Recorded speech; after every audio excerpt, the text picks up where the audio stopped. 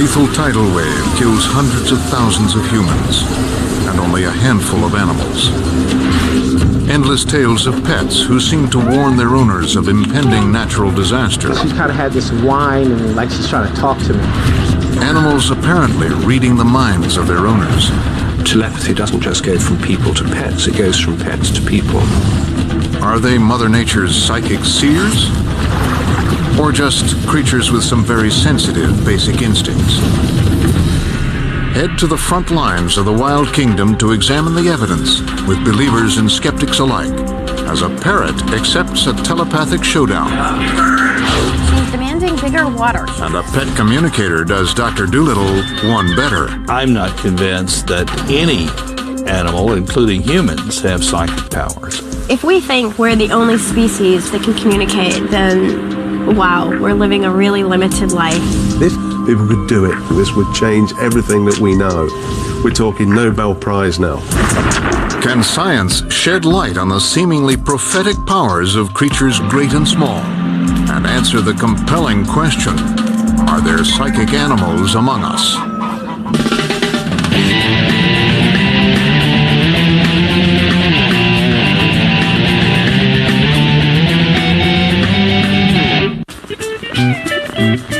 Probably since we started keeping company with animals, humans have been amazed by their keen companionship and apparent perceptiveness.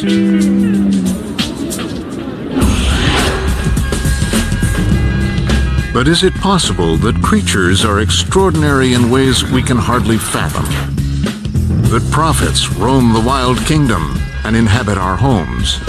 I believe that there are animal oracles. People just need to get in tune with it. Animals have a form of precognition or presentiment to know that something bad is about to happen. I have a couple of dogs. They bark all the time, all sorts of things. But that's not a sixth sense, that's just a heightened normal sense. So I don't think there's any great mystery there. Imagine your cat, dog, even potbelly pig as an animal oracle, able to magically predict all sorts of things. When Aunt Matilda is about to call, when the pizza guy is coming, or perhaps most impressive of all, when disaster is about to strike.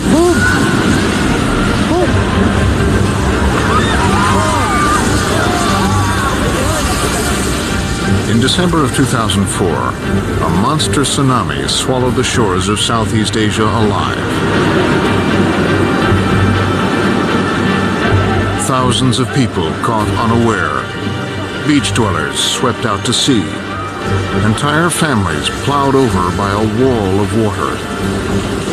It seemed hardly anyone escaped the fury of the killer wave, except the animals.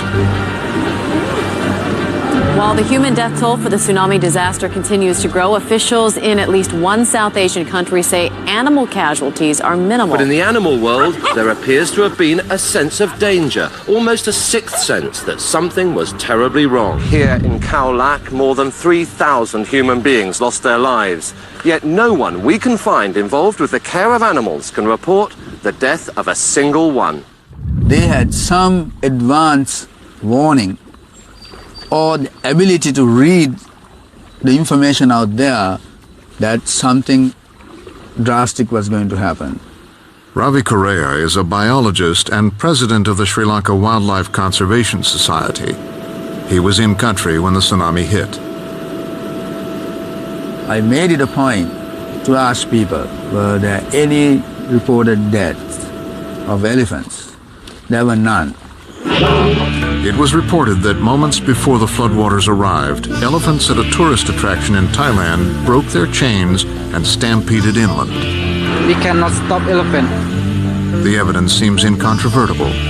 The animals somehow knew what humans did not. But was their ability to predict disaster the result of a supernatural sixth sense? Or just a natural supersensitivity to their surroundings? That's an incredible leap in sensory perception, in my opinion. I mean, that puts them in the category of Superman, as opposed to us. Animals with alleged superpowers are hardly a new idea. Countless reports exist for almost every catastrophe in recorded history. Snakes, rats, and millipedes were said to flee the ancient city of Hellisy days before a colossal earthquake. Tales abound of animals deserting the slopes before avalanches in the Alps.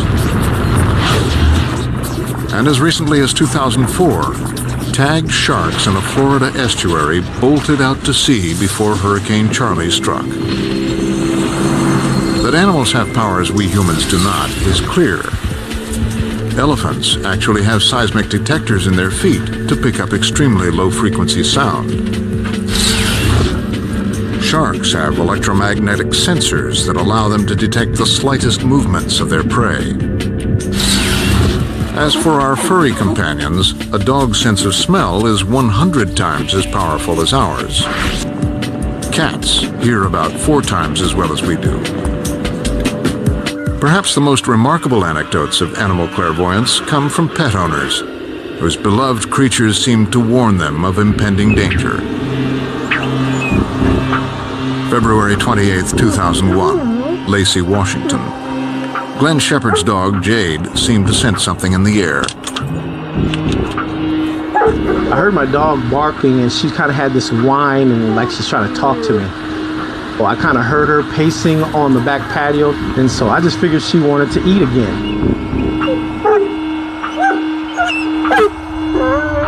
And then it went kind of shaking the house. So I said, we're having an earthquake. Just 60 miles north in Seattle, Vanessa Mazal had noticed her cats were behaving equally bizarrely. Mr. Miyagi is a big fat cat and is known to eat all the time. He didn't eat and didn't drink for 2 or 3 days. He hid out in the basement, which was very damp and very dark. And that same day, the earthquake hit. And on nearby Vashon Island, Karen Eliasson had an eerily similar experience. I was working at home all morning on the computer. Scout was sleeping upstairs, and I heard her hit the floor, tear down the stairs, and came running right over to me. She just wouldn't leave my side, and that's when the earthquake hit. Meeting's adjourned. The Nisqually earthquake in northwest Washington scored a 6.8 on the Richter scale and gave millions a frightening jolt. But for pet owners, the jolt was magnified by what their animals had sensed before it struck. It's clear to me that she absolutely was sensing the earthquake before it happened. Perhaps these anecdotes are just that, a trick of memory, wherein people remember a pet's strange behavior only because disaster struck. Would they recall their animal's antics as strange if it had been a normal day? Geologist Jim Berkman thinks so. Call me a predictor, I predict. I've been monitoring missing pets now for over 30 years on a daily basis. Here in Glen Allen, California, Jim is used to the earth shaking. But he's got an extraordinary theory that he can actually predict earthquakes in part by combing the local classified ads. When the tides are right and the number of lost pet ads spike, Berkland issues an earthquake prediction. And he claims that 75% of the time, he's been right. Before the World Series quake, instead of 3 or 4 missing cats, there were 27. The dogs at the same time, in a few days, went from 15 missing to 57 missing. That was 3 weeks in advance. So the next time Fido or Polly disappears, should you brace yourself for the worst?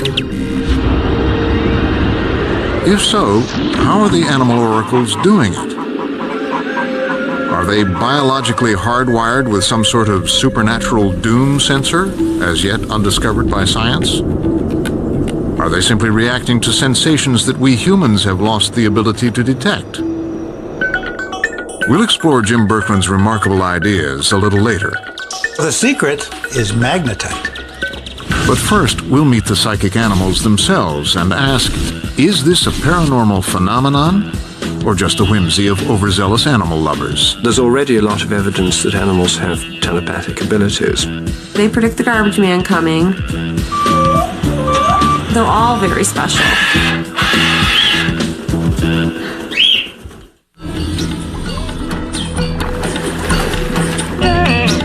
It may sound more supernatural than natural, but believers insist evidence of wild prophets abounds. They hail from every species imaginable, from bees to beavers, earthworms to eels, and just about every critter in between.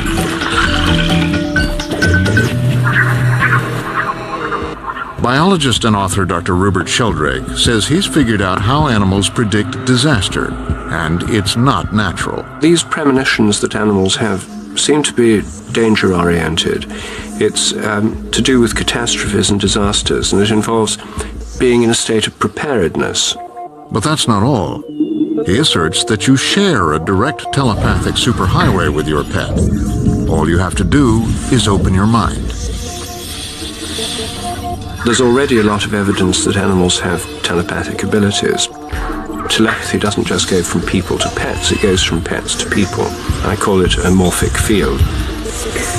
Morphic fields connect together members of social groups. When those members are separate from each other, the field stretches, so it's like a kind of invisible elastic band. So I think that this is the way that telepathy works. Telepathic rubber bands connecting us with our pets? Skeptics like Tony Ewens want measurable proof. I don't profess to understand at all what is meant by morphic fields, but we can't measure anything that goes from my head to yours. There's nothing there. Good morning, monkey. With all these critters crowding the airwaves with telepathic instant messages, it's a wonder humans can hear themselves think. At the home of Michelle Karras, we're going to be testing some rather noisy supposed psychics. What? Yes, you're a good girl. 12 parrots is hard to keep quiet like now. I asked them if they could kind of be quiet today, and they're being quiet. Michelle spends her time in the company of a dozen exotic parrots, all of which she claims are oracles. Like Rupert Sheldrake, she believes they issue their predictions telepathically. I believe all my animals can predict things. They'll predict, like, when my in-laws are coming over. They predict the garbage man coming. All the Greys do the backing up of the garbage truck. Sometimes my husband will forget to put the garbage out, and we'll wake the birds up and we'll hear them doing the backing up, and Pete will say, "Oh no, I gotta get the garbage out." But skeptics say parrots have a natural advantage over other creatures in appearing prophetic. Perhaps their secret lies in their gift of gab. If everybody now who has a parrot teaches their parrot to say earthquake, eventually a parrot will predict an earthquake. I predict. The idea of telepathic animals is hardly original. In the 18th century, the psychic creature phenomenon was ushered in with much fanfare and relied on well-stocked barnyards. London's favorite telepathic darling was the learned pig, who read minds by divining flashcards.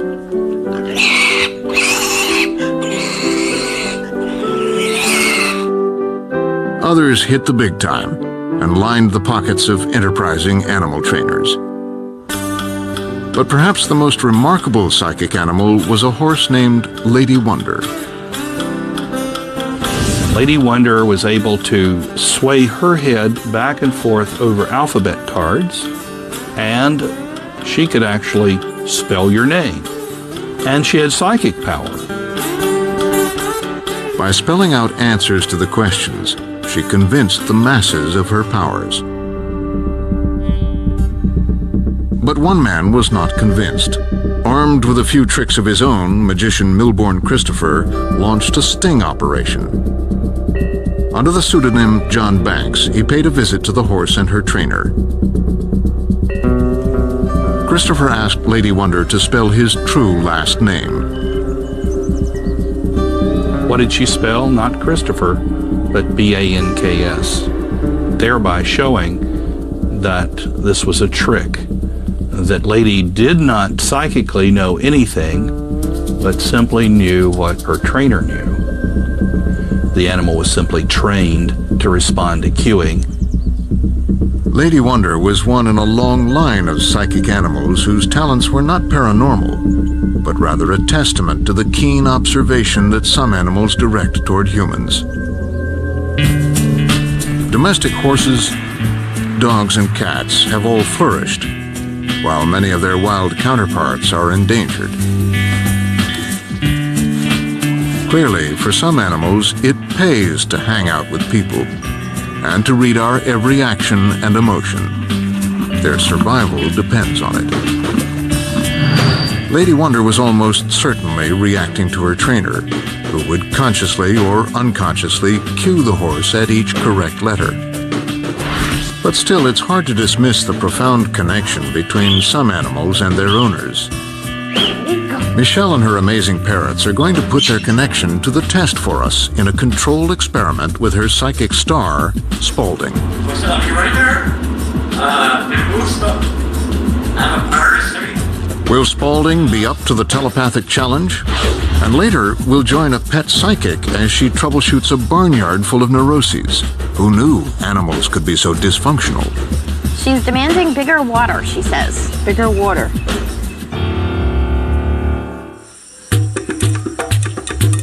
When it comes to geniuses of the animal kingdom, the first candidates that come to mind are generally not bird brains. But scientists have found that members of the parrot family are not just talkative, but extremely smart. The real Einsteins of the group are African gray parrots, whose intelligence is said to rival that of a 5-year-old child. Yummy. Some water? Faced with such cognitive prowess, it's no wonder some parrot owners think their feathered friends are telepathic. But biologist Rupert Sheldrake actually tested one. By far the most impressive case of animal telepathy I've come across is with a parrot, Nkisi, an African grey, who lives with his owner in New York. He seems to know what she's thinking. In Sheldrake's test, when Nkisi's owner concentrated on a picture, the bird named it a third of the time. We've done controlled experiments to test for this, and there seems to be no doubt that he really is telepathic with her. The parrot became an overnight sensation. But fame had a downside. Bombarded by the press, Nkisi recoiled from the limelight, becoming the Howard Hughes of parrots, a media recluse. His keeper declines most appearance requests, including ours. So we're replicating Sheldrake's experiment to test another very special parrot, Spaulding the Gray. Of Michelle Karas's precocious parrots, she says this girl stands out. Spaulding is definitely the Einstein of the group. She knows everything. Get your butt. Get your butt. With a vocabulary of over 300 words in 5 different languages, Spaulding is an avian marvel. And Michelle claims the bird not only makes a habit of speaking its mind, but hers as well. I believe that Spaulding and I share a telepathic message only because I don't have to even open my mouth for her to know what I need. Like if I have a headache, she'll say, "What's the matter?" If I'm dressed up, my husband, he doesn't even look up. Spaulding looks at me. Give me a kiss. She'll go, "Muy bonita, mamamita." Thank you. Good girl. But it's going to take a lot more than parrot flattery to convince skeptic Tony Ewens that Spaulding is telepathic. I've never seen anybody sufficiently prove a claim of telepathy at all, ever, once. But that's not for lack of trying. Tony has offered 5,000 British pounds to anyone who can demonstrate supernatural ability. So far, those claiming special powers have shied away from his challenge. But after traveling some 4,000 miles from his home in Ripley, England, Tony's finally found a subject willing to be tested, feathered though it may be. If people could do it and prove demonstrably they could do this would change everything that we know. We're talking Nobel Prize now. Hello. Hello, Michelle. Tony, this is Spaulding. Hello, Spaulding. How are you? You didn't I'm tell very us. well, thank you. How are Would you you? like to step I mean, up? what sort of things have happened, I don't know, in the past that might lead you to think that Spaulding is sort of picks up messages telepathically? Well, when she wants a kiss, I'll just think to her, well, if you want a kiss, come here. I don't even have to say it out loud. And she will come over to me, and then she'll get right in my face and say, give me a kiss. She's just very intuitive. An independent observer will select images that can be represented pictorially from Spaulding's repertoire of words, phrases, and sounds. Each picture will be randomly presented to Michelle, who has 2 minutes to transmit the image to Spaulding. Michelle and Spaulding will be in separate soundproof rooms. Atomically synced clocks will allow a time-specific gauge of Spaulding's accuracy. If Spaulding utters the predetermined word, phrase, or sound while Michelle is viewing the matching image, it's a hit. You ready to go? I'm ready. Start picture 1 now. Go. The first photograph shows a family dog lounging. If Spaulding can say the keywords, go lay down, it will count as a hit. But on trial 1, the parrot doesn't seem to be getting the message. Okay, stop. Test 1 now. Okay? I don't know if she said it or not, but she's sending me, well, I love you, Mommy, picture in my head. Trial 3. Keywords, I love you. Come on. Come on.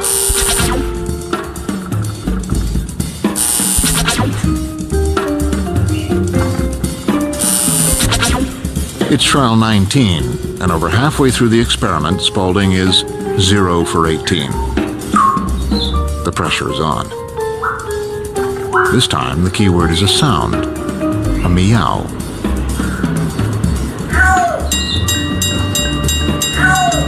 She got it.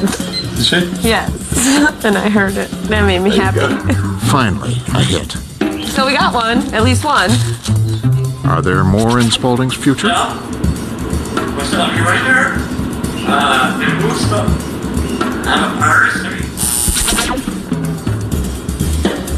She's not gonna do this one point blank. She doesn't know who this person is. Trial 26.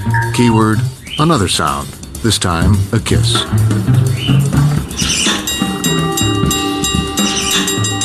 She got it. I'm telling her she's a good girl. After 30 trials, the test is over. When all is said and done, how did the parrot fare? The final tally, 2 hits out of 30 trials. That's about a 7% accuracy rate. She got some hits, so I was proud. I was proud even if she would have only gotten 1. Michelle is clearly impressed with her parrot's performance, but Tony is not. Simple chance would have resulted in the same score. The fact that it's so low, 2 out of 30, it certainly doesn't indicate that the bird's psychic in any way, to me. In her head, they were chatting away merrily. But in reality, nothing was happening for the rest of us.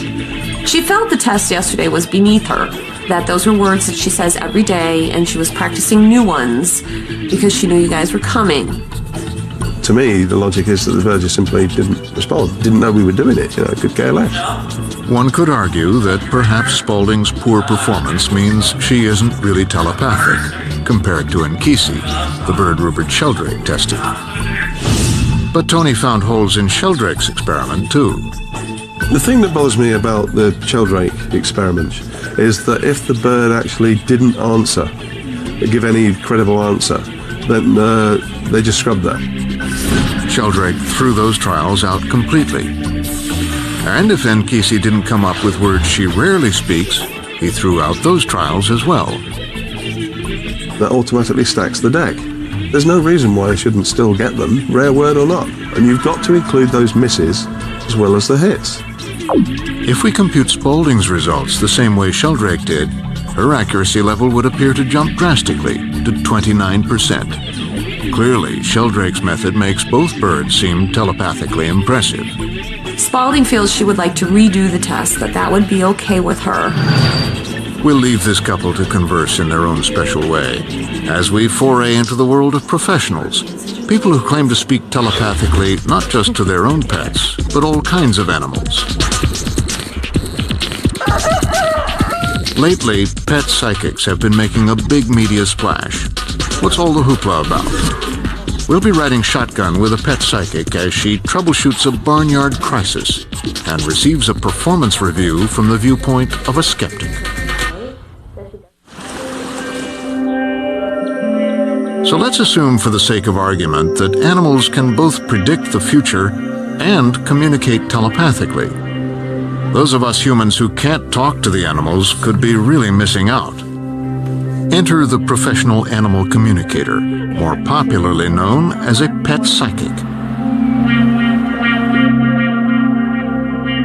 They've flooded the mainstream, and they're out to help uncover your Fluffy or Fido's emotional issues. For a price, of course. Think of it as couples counseling, with a twist. Ask if she has any concerns about your other pets. With an unlimited supply of neurotic pets and desperate pet owners, animal communication seems sure to be a growth industry. No, we have to have two hands. Good boy, good boy. But is it real, or just a stupid human trick? It's an ideal scenario, really, from a psychic's point of view, because the dog clearly isn't going to turn around and say, no, that's not what I said at all. Enter the wonderful world of Dr. Dolittle. Could I learn to talk to animals? I don't see why not. When good pets go bad, sad, or just ornery, people in the Sunshine State call Florida's own Dr. Dolittle, Debbie McGilvery. Animals absolutely read our thoughts. If you think you're keeping something from them, you're not. So what animal are we going to be speaking with today? Your buffalo. Okay, great. For just $45 per half hour, Debbie will telepathically converse with almost any animal friend in your life. So he considers himself one of the horses. I'm not a buffalo. I do a lot of my consults over the telephone. It's done through telepathy. Just speaking with the person sets up the connection to that animal. Debbie even makes house calls for cases requiring urgent care. Each animal communicates a little bit differently. You know, it feels very depressing to me what he shows me. You know, I see a lot of darkness where he was.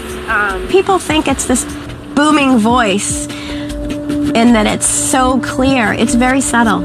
It comes to me more in the form of pictures. So when I ask an animal a question, I get back from them. It's almost like a movie playing in my head. In addition to the movie imagery, she claims to also receive words and feelings that sharpen the message. She's demanding bigger water, she says. Bigger water. With a popular guide to pet communication and hundreds of clients under her belt, Debbie's a hot commodity. But even she was once a doubter. I was skeptical at first. I wanted solid proof, you know. I didn't quite believe it. My first validated communication with an animal was with a goat named Tyler. I had taken an animal communication class, so I walked into the barn, and this goat stood up on his gate and looked at me. And he said, "Don't you think I'm handsome?" So I had my notebook and I wrote it down. You know, the whole time I'm thinking to myself, well, it's definitely my imagination. And then he said to me, "What do you think of my ornaments?" And I'm like, where did that come from? And the teacher laughed and she said, the staff, you know, always refers to what's hanging off Tyler's horns as his ornaments. So to me, that was amazing validation.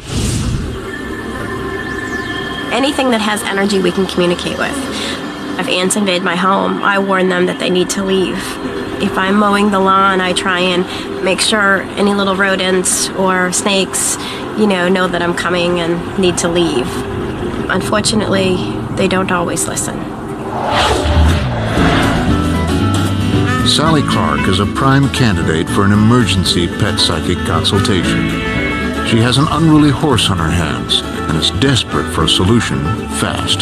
The reason I called Debbie was because I was basically at the end of my rope with Corona. I had one incident recently where I came off her and I don't really understand what happened or why it happened. I was very lucky, but it made me realize I've got to have a better understanding of what's going on in this horse's head. Sally? Debbie, How are hi. you? How are you? Nice to meet you. Nice to meet you too. This must be Corona? This is Corona. Sally's called Debbie in to investigate the problem. So, Sally, what are some of the reasons you called me out here? Corona thinks she's the dominant one in the relationship. All right, hang on one sec.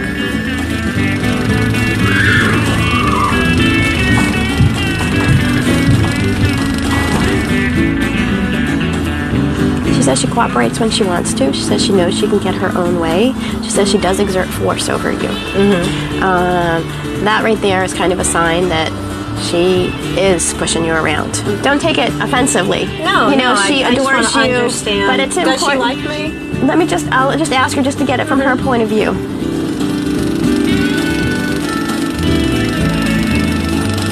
She says you gush over her. She says she loves this. She says she loves the fact that you just spend time with her. It's not necessarily I show up, I ride, yeehaw, stick her in the stall. So I do get the sense that there is a nice relationship here. Just generally, is she content in her environment? Does she feel that she's well nourished? Oh, great. Hang on one sec. I'm just seeing how she feels about her environment. She says good, just want more grass. Okay, well, I think we can probably arrange that for her. Okay. Another satisfied customer. It's pretty amazing stuff. You know, it's I'm a believer. I mean, she was right on target with so much of what she said. But where some see remarkable telepathic abilities, others see simple psychology. This is Brian Farha, a psychotherapist from Oklahoma City University. His specialty? Alleged claims of the paranormal. His mission? To deconstruct the MO of psychic pet communicators. Pet psychics have an arsenal of techniques they employ to convince the public that they are telepathic. According to skeptics, these techniques are subtle but easy to spot once you know what to look for. Let's watch again, this time with a critical eye, and see if we pick up any tricks of the trade. She says she does exert force over you. That right there is kind of a sign that she is pushing you around. Catch that? We already knew that she was difficult to control, so she's going over and over the obvious things that will make the viewer think and the owner think that she is telepathic. This is prediction based on prior knowledge. Pet psychics are often charged with feeding off these types of cues, but there are other tactics as well. She says you gush over her. She says she loves this. Well, how warm and comforting. Don't we all want to be gushed over? The pet psychic is using a trick because she tells pet owners exactly what they want to hear. I'm just seeing how she feels about her environment. She says good, just want more grass. Wants more grass? That's shocking. How obvious is this? Noting the obvious. The pet psychics are trading on the fact that people have a pet that they're very attached to. It's not the pet that's being read. Much of the reading that's going on is the pet owner. She says she does like to get her way. It's a simple recipe. Take a few common sense facts about animals, Likes the horse next to her, but she doesn't like him at feeding time. add a little knowledge gleaned from the pet owner, mix well, and it sounds telepathic. When I touch her head, you know, she doesn't like being restrained. But Debbie has no doubts that something more powerful is at work. Anybody who owns animals know that they have thoughts and feelings and emotions. It's proven every day. You know, in the consultations I do, there's things that the animals tell me that there's no way I could know. 100% of Science says look at the evidence and draw conclusions based on evidence.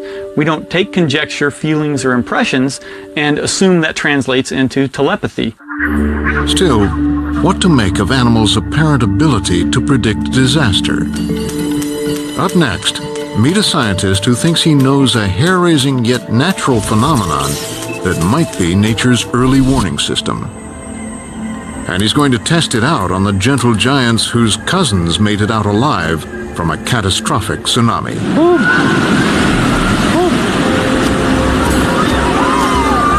As in any natural disaster, amazing tales of human horror and bravery emerged in the aftermath of the December 2004 tsunami.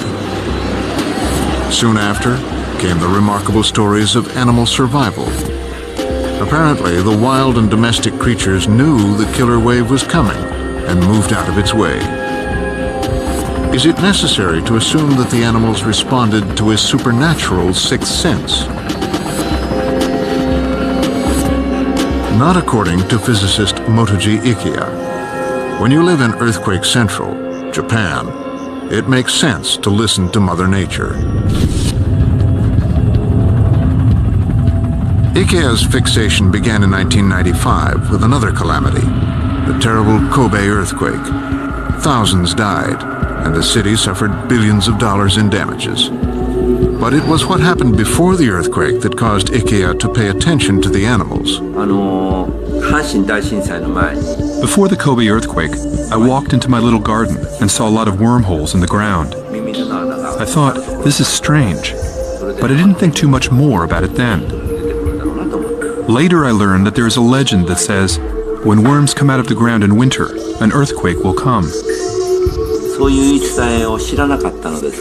I definitely witnessed this legend before the earthquake.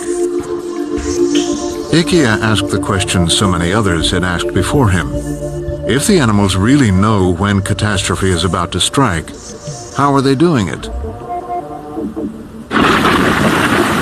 Ideas abound. Maybe they smell gases that are released when rocks shift beneath the Earth's crust before seismic activity.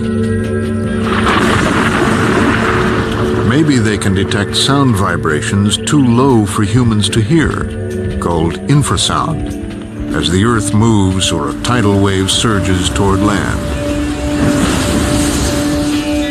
But perhaps the most promising theory is this. They may feel changes in the Earth's electromagnetic or EM fields. Electromagnetism is everywhere, but it's invisible. Environmental upheaval like earthquakes and tsunamis are thought to cause disruptions in the EM fields. Dr. Ikiya thinks these disturbances are what the animals can sense.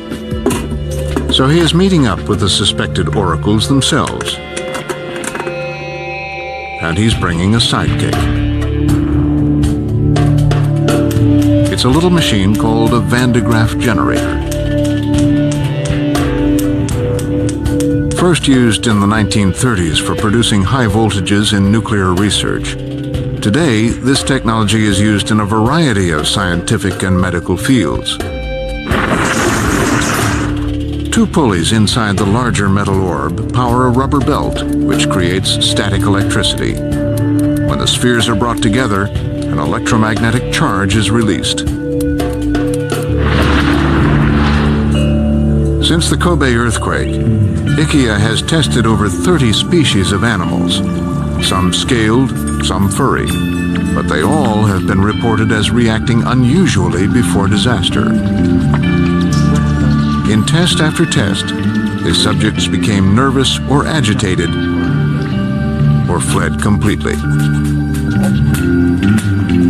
To him, it was proof that animals can sense electromagnetism. As I saw these unusual animal behaviors occurring, I had to believe the reports were real. It's like I entered the magical world of Alice in Wonderland. Now it's time for Alice to go down the rabbit hole with some large companions. Here at Ichihara Elephant Zoo, trainer Rukai Kunitaichi was not surprised by reports that elephants in South Asia seem to anticipate the tsunami. He's watched his own charges act strangely before earthquakes. Normally, this well-trained elephant stands still so that our customers can get on and off of him. But that day, he refused to stand next to the step and cried. About 5 minutes later, all the other elephants squatted and turned their body around 180 degrees. I really thought it was very strange. Then I felt the earthquake. Were they reacting to electromagnetic changes? IKEA and his trusty Van de Graaff generator are on the case. IKEA will station himself at 3 different spots. The closer he gets, the higher the electromagnetism. Station number 1. He gets a few looks from some of the neighbors. All movement is calmed. That sheep over there is staring this way. It looks like that goat over there is looking over here also. But the elephants don't seem to care. Station 2. They stop and take notice, but soon go back to their usual routine.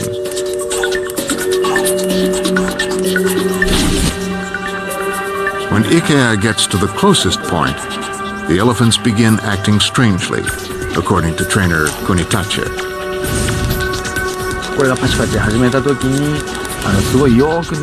When the machine started, they looked at it carefully and moved their ears forward like this.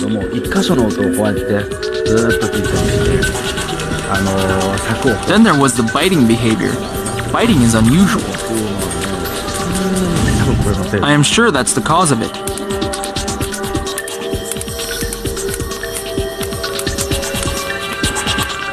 But here's the rub. Without the elephants opening up their mouths and telling us, hey, knock it off with the electromagnetism, we can't be sure of it.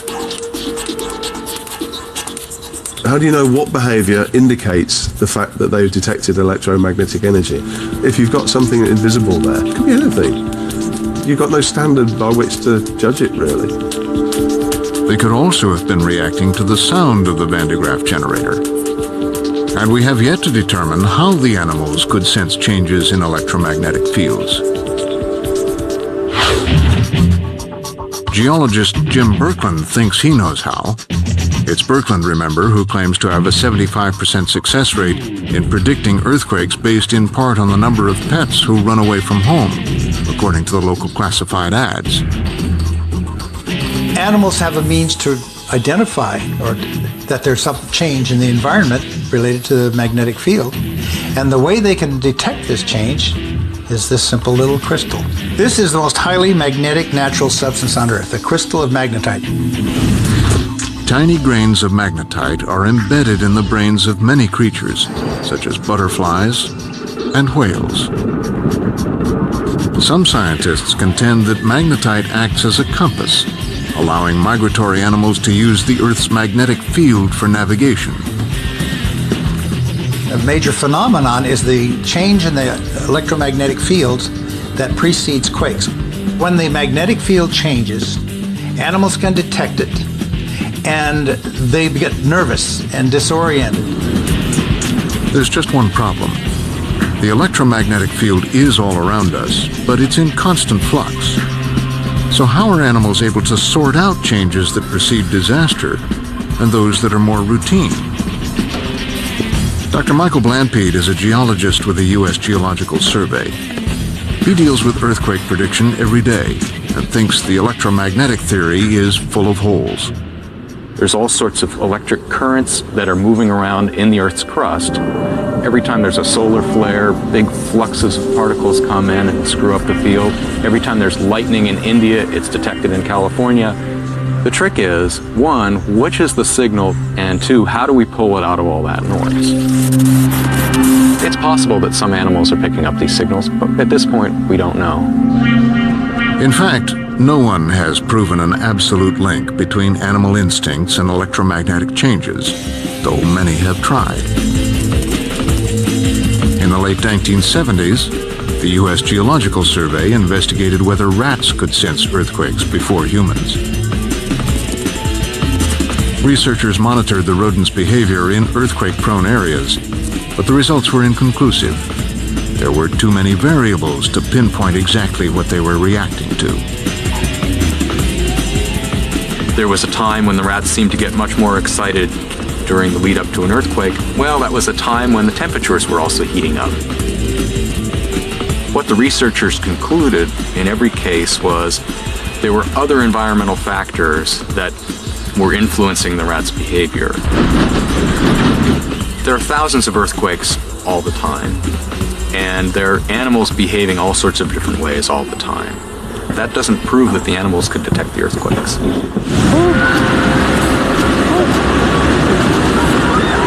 Still, it's hard to deny that something remarkable happened on December 24th, 2004, as the tsunami hit the coasts of South Asia. And as the world clamored for a sophisticated tsunami warning system for the Indian Ocean, it became clear that some animals have built-in warning systems that outstrip our modern technology. A poignant reminder that we humans still have much to learn from the natural world, but not necessarily from the realm of the supernatural. You know, if an animal starts getting nervous, it could be for a reason. And fine, they're picking up things that we can't, but that's not the same as there's something supernatural there. Totally to ignore the animals seems to me dogmatic, not scientific. And I'm more interested in dogs than dogmas.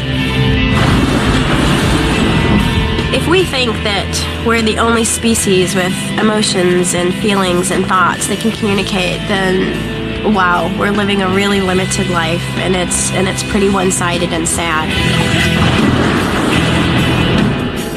I'm not convinced that any animal, including humans, have psychic powers. That's a happy idea, but a little common sense says that's all it is.